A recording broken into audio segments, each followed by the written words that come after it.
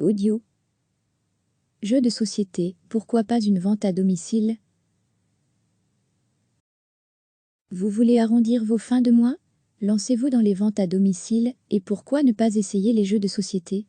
Nous connaissons tous le principe des ventes à domicile, popularisé par une célèbre marque de boîtes en plastique.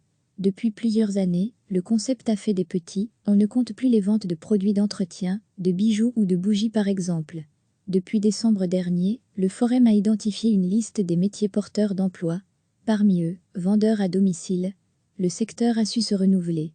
À côté de la lingerie, du vin ou des sextoys, vous pouvez désormais accueillir un vendeur ou une vendeuse pour une démonstration de jeux de société. L'idée est née en France, avec Waka Waka en 2013, dans l'esprit de Thomas Watine. Depuis, le concept a débarqué en Belgique. Le principe, une soirée bar-après-midi, chez un hôte ou une hôtesse qui invite des amis bar-voisins bar-connaissances, pour tester des jeux, et éventuellement en acheter l'un ou l'autre. Nous avons assisté à une animation organisée par Carole Braconnier, WAC-animatrice depuis l'arrivée en Belgique de la société. Son hôtesse avait convié quelques mamans de l'école des enfants, et c'est dans la bonne humeur que toutes se sont prêtées au jeu. La vente à domicile permet de rencontrer un nouveau public, pas forcément connaisseur, ou peu habitué des boutiques de jeux. Principal avantage, pas besoin de lire et comprendre les règles, il faut bien le dire, une tâche qui se révèle souvent assommante, c'est le boulot de l'animateur ou de l'animatrice.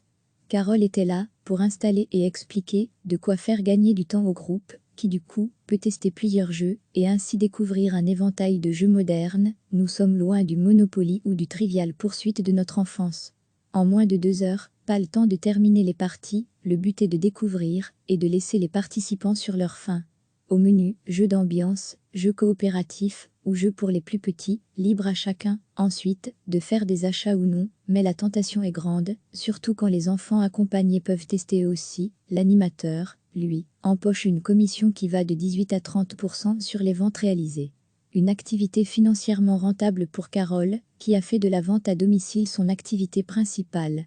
Recevez chaque matin l'essentiel de l'actualité. Cliquez sur s'abonner pour recevoir les dernières nouvelles.